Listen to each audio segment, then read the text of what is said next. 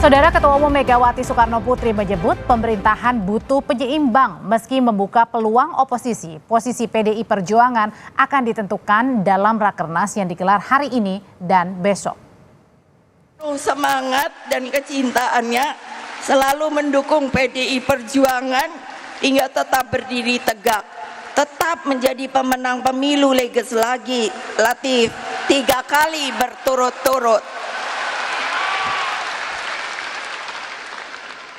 Tidak apa-apa, tadi kan ada banteng penuh panah. Ya saya bilang nggak apa-apa kok, kita tahan banting kok. Berani apa tidak? Takut apa tidak? Berani apa tidak? Takut apa tidak? Berani apa tidak? Takut apa tidak? Nah gitu dong, berani. Mega mengoreksi penggunaan istilah oposisi dan koalisi selama ini agar tidak salah kaprah dalam sistem ketatanegaraan Indonesia. Mega juga menjawab soal sikap politik PDIP di pemerintahan Prabowo nanti bukan koalisi atau oposisi, tapi kerjasama atau tidak kerjasama. Jadi bukan parlementer. Jadi sebetulnya kita ini tidak ada koalisi lalu oposisi. Jadi memang agak susah sebetulnya, karena kalau tidak ikut lalu apa ya? Jadi saya bilang pada mereka bertiga, kerjasama. Jika melihat hasil perolehan kursi di DPR RI 2024 hingga 2029, Koalisi Indonesia Maju berpeluang mendapatkan tambahan kursi dari PKB dan Nasdem. Jika ditotal, Koalisi Indonesia Maju yang terdiri dari Golkar, Gerindra, PAN, Demokrat, Nasdem, dan PKB akan memiliki 417 kursi atau menguasai 71%. Sementara yang berpeluang oposisi adalah PDIP dan PKS, yang jumlah kursinya mencapai 163 atau 28% kursi di DPR. Di hari pembukaan Rakernas kelima PDIP, Presiden Joko Widodo menghabiskan waktu di Istana Kepresidenan Gedung Agung Yogyakarta. PLT Deputi Protokol, Pers, dan Media Sekretariat Presiden RI, Yusuf Permana menyebut, Presiden Joko Widodo memiliki kegiatan internal di Jogja. Tim Liputan, Kompas TV. Rakernas PDI Perjuangan kali ini akan menentukan posisi PDIP apakah ke depan akan berkoalisi atau justru berani oposisi. Kami bahas malam hari ini bersama politisi PDI Perjuangan Deddy Sitorus dan juga bergabung Direktur Eksekutif Indikator Politik Indonesia Burhanuddin Muhtadi. Mas Burhan, selamat malam. Bang Deddy, selamat malam. Malam. Malam, Adri. Saya mau ke Bang Deddy dulu nih, yang kemudian masih hot-hotnya, panas-panasnya Rakernas PDI Perjuangan yang baru saja kita sudah mendengar apa pernyataan dari Ketua Umum. Jadi tadi Bu Mega kan sudah menyebut nih tentang kode-kode pemerintahan ke depan ini butuh penyeimbang, kita juga tapi harus kerjasama. Nah ini merupakan kode keras bahwa akan koalisi atau oposisi atau ada yang lain, Bang Deddy? Saya kira tadi Ibu bicara dalam konteks hubungan dengan partai politik ya, dalam pemilu ya maupun dalam pemerintahan gitu ya. Jadi belum secara tegas gitu menyatakan posisi, karena memang baru akan dibahas ya. Ada satu komisi besok yang akan membahas tentang positioning atau sikap politik PDI Perjuangan. Jadi kalau sekarang kita belum bisa, hanya berandai-andai. Tapi kalau lihat dari semangat Ibu, kan Ibu bicara dari awal sejak reformasi, bahkan jauh sebelum itu ya, tentang demokrasi, konstitusi, dan saya kira itu sikap yang sama dari dulu baik di dalam maupun di luar pemerintahan. Ibu Mega selalu seperti itu.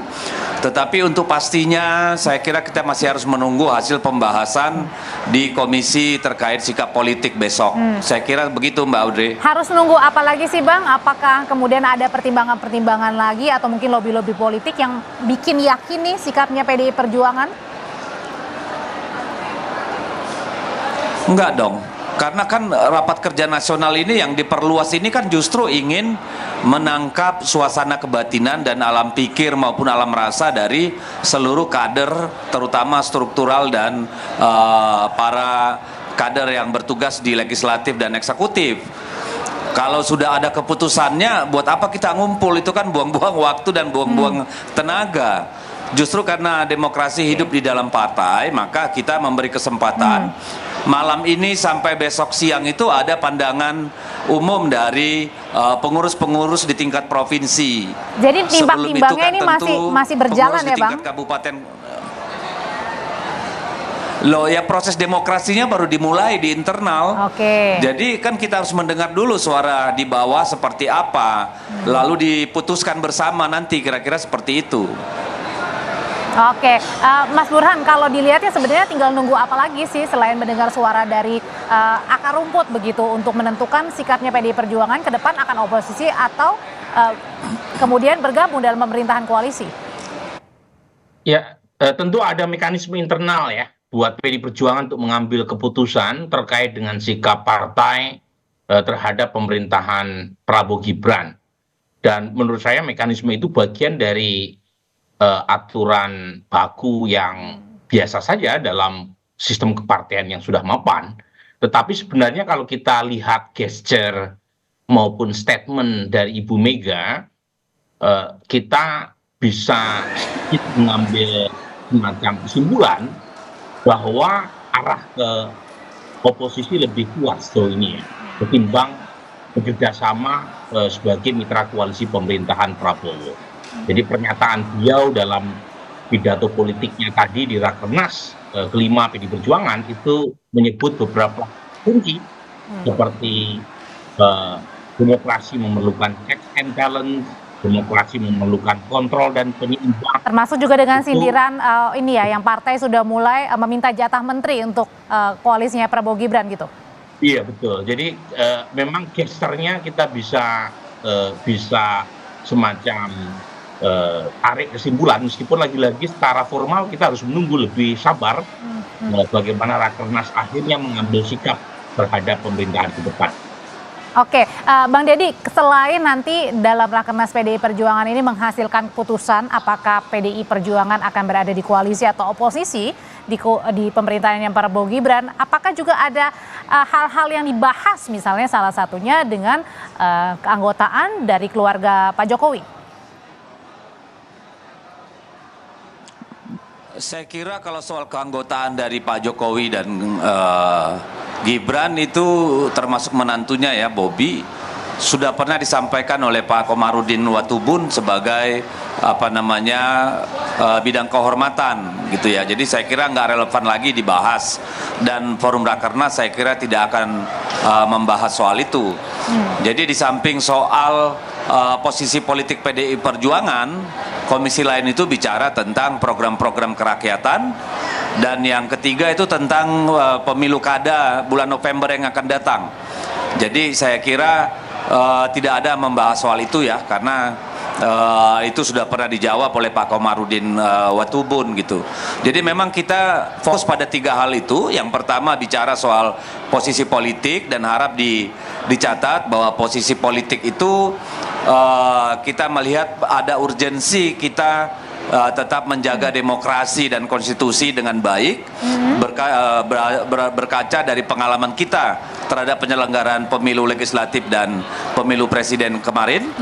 Dan kemudian tentu kami harus memperbaharui program-program kerakyatan, di mana kita dulu punya yang namanya Dasa Cita, itu yang yang kemudian menjadi program-program Pak Jokowi selama 2 periode, dan yang terakhir kita menghadapi pilkada. Jadi 3 hal itu aja yang pokok kita bahas, Mbak, tidak ada secara spesifik hal teknis, soal kecil, soal keanggotaan.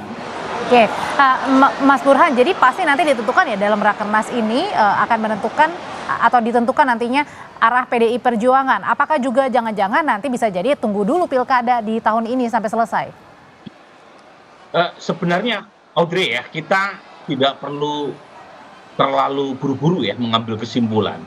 Dan buat saya sebenarnya geser tadi sudah banyak mengatakan sesuatu ya. Justru yang menarik buat saya adalah soliditas partai-partai pendukung Prabowo Gibran nanti. Karena kita tahu tidak ada partai yang dominan hasil pemilu 2024. Oke. Ada 4 partai yang perolehan suaranya di atas 10%, PDI Perjuangan, Golkar, kemudian Gerindra dan PKB. Sementara partainya presiden terpilih yaitu Gerindra hanya di peringkat ketiga. Nah, kalau misalnya PDI Perjuangan mengambil posisi sebagai penyeimbang atau di luar kekuasaan, maka posisi Golkar jadi menentukan. Karena per hari ini Nasdem dengan PKB sekalipun itu juga belum jelas arahnya. Jadi kalaupun toh keduanya masuk ke dalam pemerintahan, tetapi kalau keduanya tanda kutip mengambil jarak dengan kebijakan yang bersifat tidak populer, maka kekuatan utama Pak Prabowo di bawah 50%. Jadi lagi-lagi situasi seperti sekarang justru membuat kita harus melirik, terutama partai-partai seperti Golkar, PKB, dan Nasdem. Sebab ketiganya ini sangat signifikan, terutama dalam menentukan arah pemerintahan ke depan. Tapi kalau dilihatnya dari koalisinya Ganjar Pak Mahfud ini, kalau tadi kan Bu Mega bilang kan partai koalisi di Pilpres ini akan tetap bersama PDI Perjuangan, tapi belum tentu juga ya nanti ke depan ya? Mitra PDI Perjuangan kan yang punya kekuatan atau kursi di parlemen hari ini kan hanya P3, dan P3 terancam tidak lolos parliamentary threshold. Ya, jadi kalau kita mengasumsikan P3 tidak lolos PT, apalagi ada banyak sekali gugatan P3 di MK yang gagal dismissal, ya kemungkinan besar ya tinggal PDI Perjuangan, mitra pendukung Pak Ganjar yang akan eksis di parlemen ke depan. Jadi buat saya Audrey ya, sikap PDI Perjuangan relatif sudah bisa kita prediksi meskipun secara formal belum. Justru yang sangat menarik untuk kita nantikan ke depan adalah partai-partai yang berada di dalam pemerintahan Prabowo Gibran nanti, apakah mereka solid atau tidak. Jadi posisi ke depan itu lebih ditentukan oleh soliditas partai-partai pendukung Pak Prabowo. Kalau misalnya 1-2 partai tidak solid, kemungkinan artinya masih dinamis ya Mas Burhan ya. Baik. Betul. Baik, Mas Burhan, terima kasih, Bang Deddy, terima kasih, sehat selalu Bapak-bapak semua. Makasih.